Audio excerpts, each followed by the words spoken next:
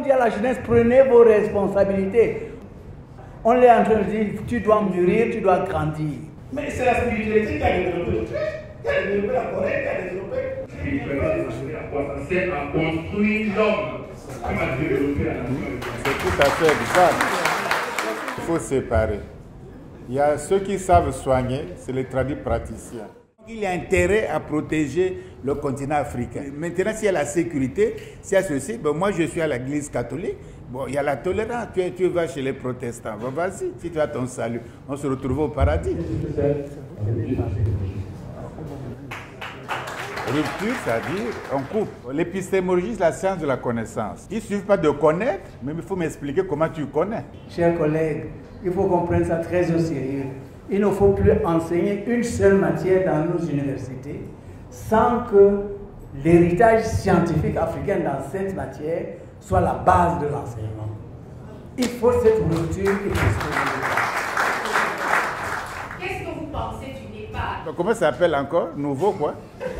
C'est la mythologie. Ça ne se fait pas comme ça. Nous avons les temples égyptiens qui sont là avec les écrits. Nous avons donc nos textes. Nous avons la gestuelle en Afrique noire. Je pense qu'il est temps de faire la chanson. Il ne faut pas s'arrêter à l'Égypte ancienne pour, c'est-à-dire, consolider le savoir que l'homme noir a donné à l'humanité. Aujourd'hui, nous ne sommes pas en contact avec l'Égypte. Elle a disparu. Mais j'ai deux cas. Des gens vivants qui ont été en contact avec l'Égypte, qui ne sont pas africains. Les Africains sauront qui ils sont. Ce sera le déclic. Et ça commence à arriver avec les tests. Si nous avons pu avoir l'idée d'un avenir, vous avez été pour beaucoup à cette affaire. Et pour cela, nous vous remercions très sincèrement pour cette affaire.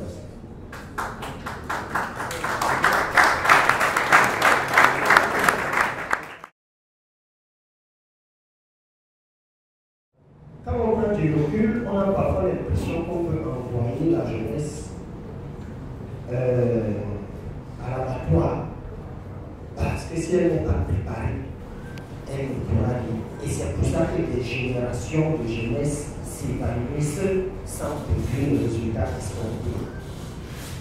Nous suivons plusieurs documentaires aujourd'hui et nous nous rendons compte que ces jeunes qui ont fait ces révolutions n'étaient pas comme nos jeunes qui ont beaucoup plus une fougue à la limite naïve. Alors, une phrase de Cheikh Anta Diop m'a énormément édifié et a suscité une méditation profonde. Je dis souvent aux étudiants qu'il s'agit de la mission sacerdotale qui le confie à la jeunesse. Jeunesse africaine, armez-vous en sciences jusqu'aux dents. Et si vous manquez d'unir l'Afrique, vous ne serez pas au rendez-vous du troisième millénaire. Armez-vous en sciences jusqu'aux dents. C'est cette portion de la phrase.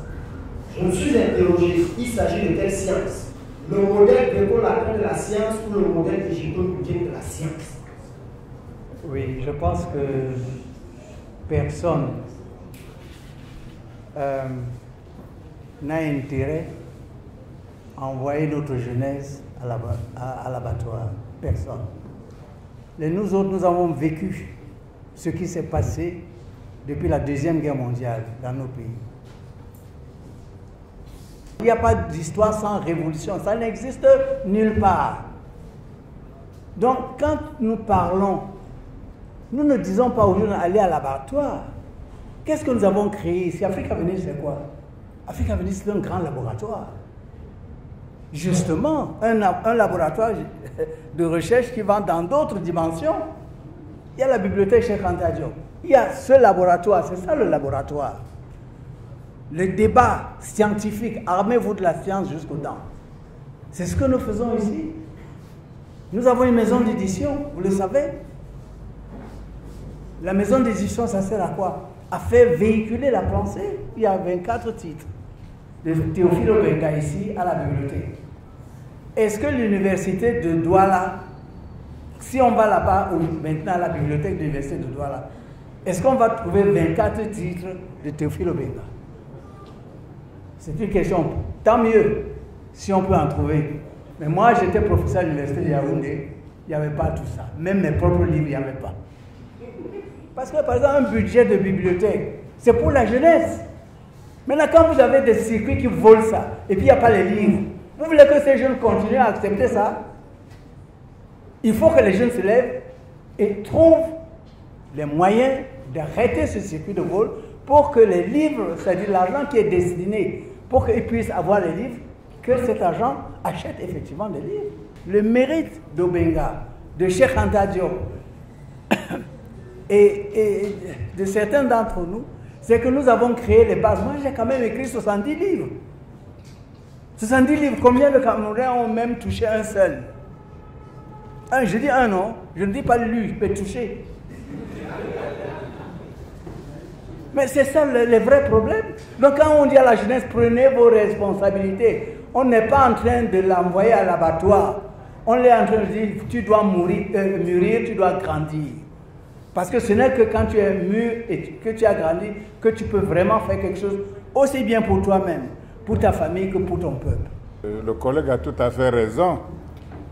C'est-à-dire que, par exemple, concrètement, il y a le CAMES qui fait la promotion des enseignants de la francophonie.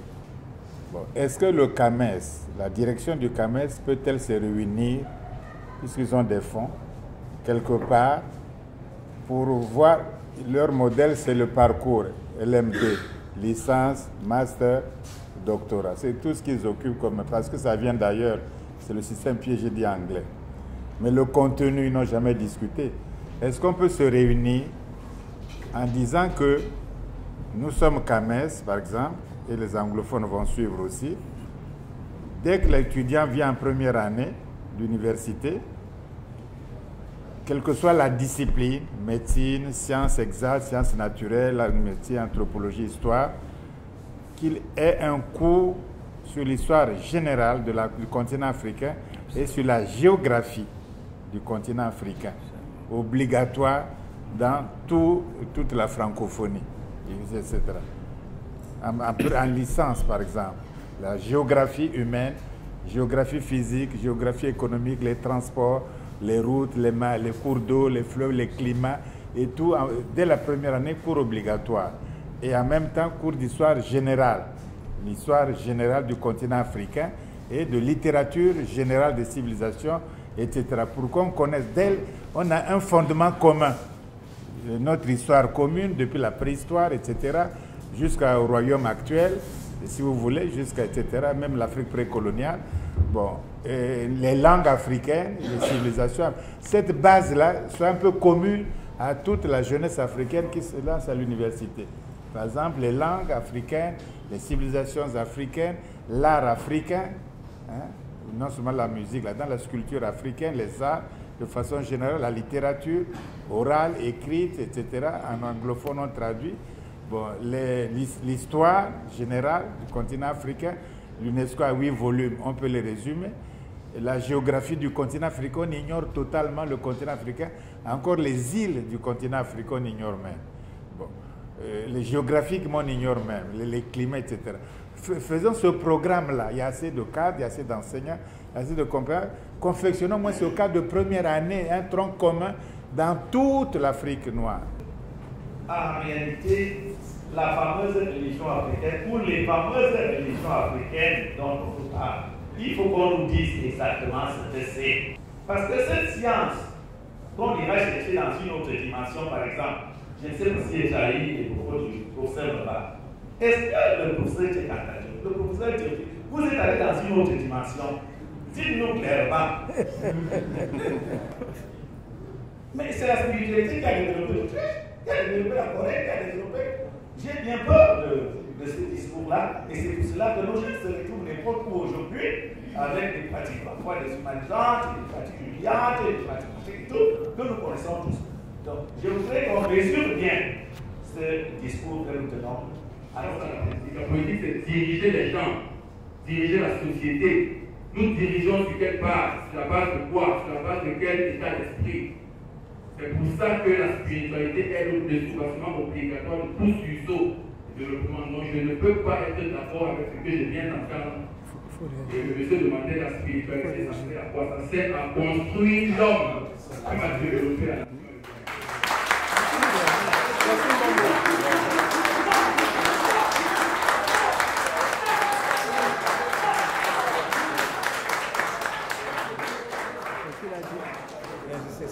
Non, bon, on demande de réagir. Je crois que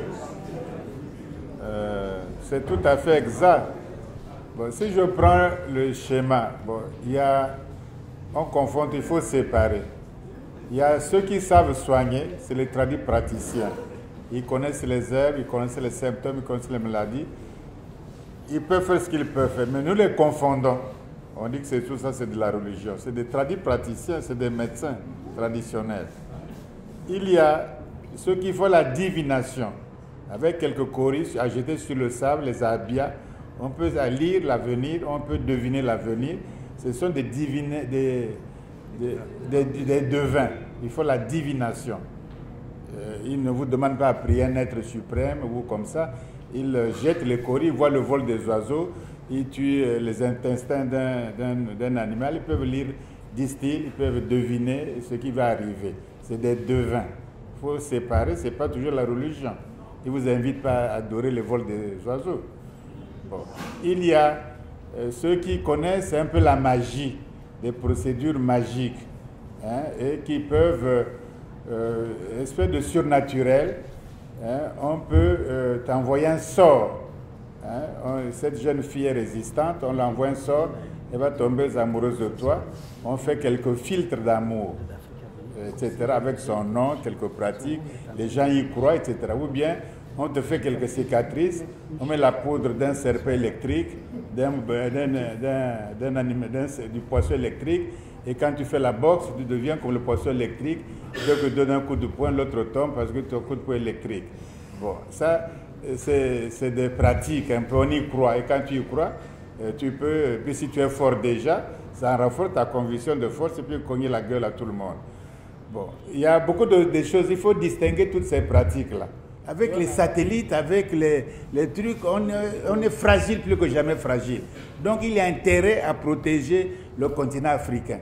Maintenant, s'il y a la sécurité, s'il y a ceci, ben moi je suis à l'église catholique, bon, il y a la tolérance, tu vas chez les protestants, bon, vas-y. Et c'est là, s'ils y comprennent, si tu as ton salut, on se retrouve au paradis. Merci beaucoup. Je crois que nous allons donner la parole encore à deux, trois personnes. En gros, il faut les États-Unis d'Afrique ou les États africains unis. Parce que si j'ai bien compris le discours du professeur, avec nos petits micro-États, on n'arrivera pas justement à cette force politique. On ne donne pas la puissance à n'importe qui. On ne donne pas la puissance à n'importe qui. Si nous en faisons partie, c'est parce que vous n'êtes pas prêts. La résistance, c'est la marche. Le professeur va nous expliquer ce que c'est la rupture d'Afrique.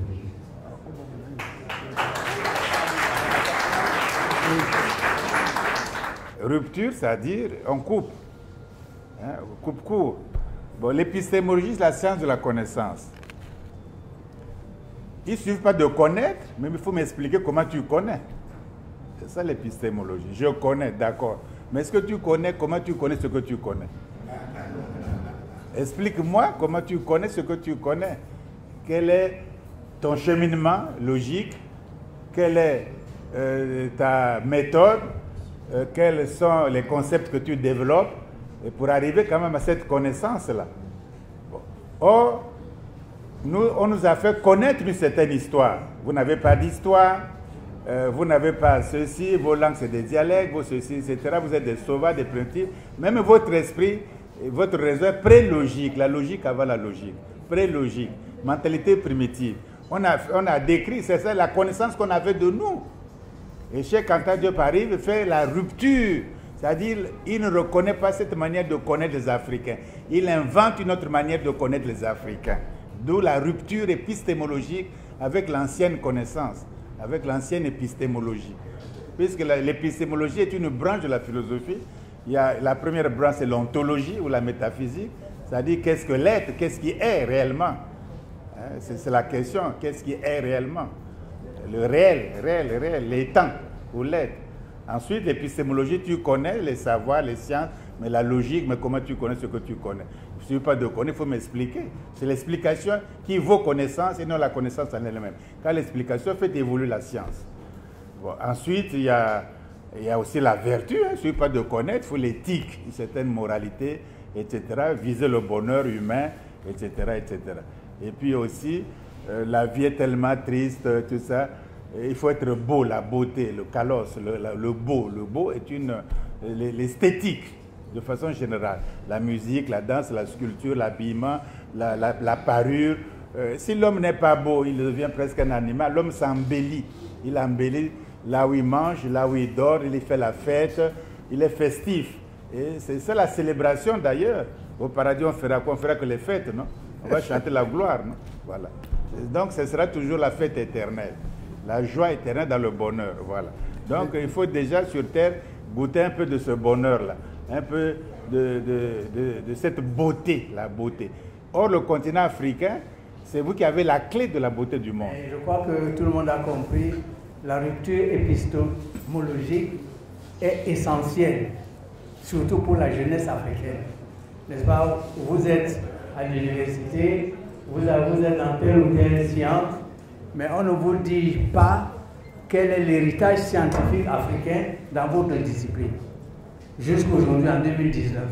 Et il faut que les professeurs, chers collègues, il faut qu'on prenne ça très au sérieux. Il ne faut plus enseigner une seule matière dans nos universités sans que l'héritage scientifique africain dans cette matière soit la base de l'enseignement.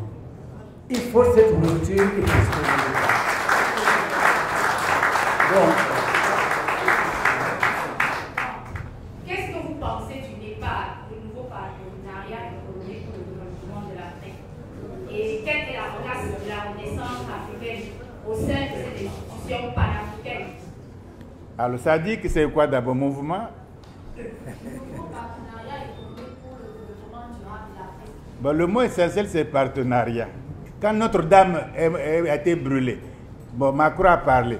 Les gens ont fait des dons, non? Hein? En moins un jour, ils ont des milliards. Voilà, c'est des dons pour sauver un patrimoine collectif national. Mais les Africains croient à la magie. Hein, ça dit que j'ai des programmes de développement et puis on enseigne à l'université les NEPAD. Si bien que je ne connais même pas l'abréviation de ça, ça ne m'intéresse pas. Je ne sais pas comment ça s'appelle encore, nouveau quoi. Parce que c'est la mythologie. Ça ne se fait pas comme ça. Ça la question seulement est relative aux travaux qui ont été faits et à leur impact. Je suis de ceux qui pensent que le travail scientifique est le support de la future action politique. Je ne comprendrais pas qu'on puisse avoir la science sans action. Et si effectivement les travaux que nous avons les temples égyptiens qui sont là avec les écrits, nous avons donc nos textes. Nous avons la gestuelle en Afrique noire. Je pense qu'il est temps de faire la chanson. Je me dis que quelque part, c'est dans la compréhension de cette chanson-là que nous comprenons réellement quel est ce que nous pouvons prendre. Parce que n'oublions pas que nous parlons français ou anglais, qui sont langues importées. Nous réfléchissons un peu dans ces langues-là. Je ne pense même pas que ce soit notre esprit même qui s'exprime lorsque effectivement nous discutons ici. Vous savez, les Africains mettent dans l'initiation. Et il est fondamental qu'on soit initié pour voir les choses. Seulement voilà, voir ces choses est une chose. Mais comment est-ce que nous pouvons avoir la cohérence interne du système? Et ça se niveau potentiel pour nous aider effectivement. C'est-à-dire que si nous maîtrisons nos successions à l'aide de l'intérieur, dans les chambres, n'est-ce pas, traditionnelles, les plus fermées, et que nous maîtrisons les textes égyptiens par rapport à ce qui nous est parvenu, j'ai l'impression que de grosses lumières vont nous apparaître. Je crois que c'est peut-être cela le danger. Donc, je ne lis pas en l'air. En fait, je l'ai expérimenté moi-même. Ce que j'ai constaté, c'est que beaucoup de faits égyptiens anciens, on les retrouve plutôt à l'intérieur des initiations et souvent même le peuple autour, même au courant de ce qui se passe là-dedans. Je me dis donc que quelquefois il y a tout un chantier, n'est-ce pas, qui est devant nous. il suffit simplement que nous puissions nous mettre au travail. Je vous remercie. Merci.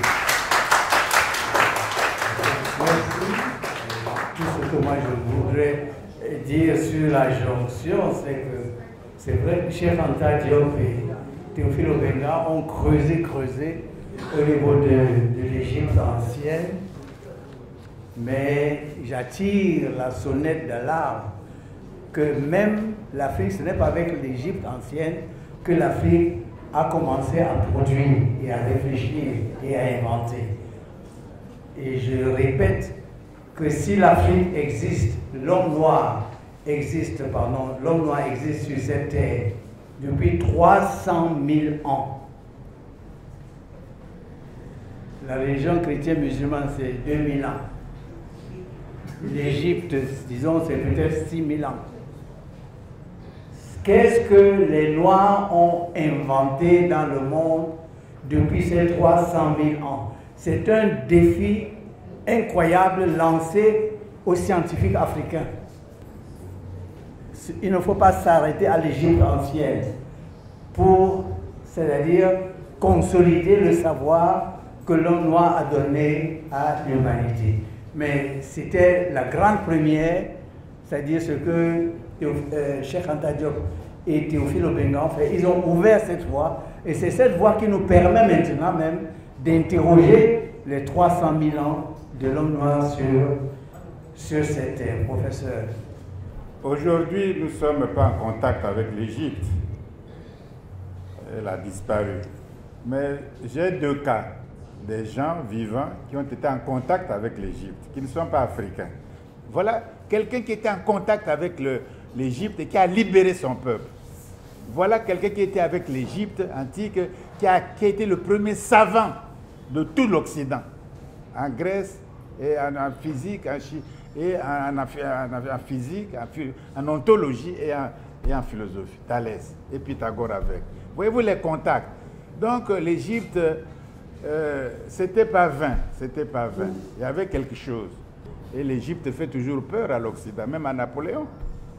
Je pense que très bientôt, quand les jeunes, quand les Africains sauront qui ils sont, ce sera le déclic. Et ça commence à arriver avec les tests ADN. Donc je vous remercie, c'était juste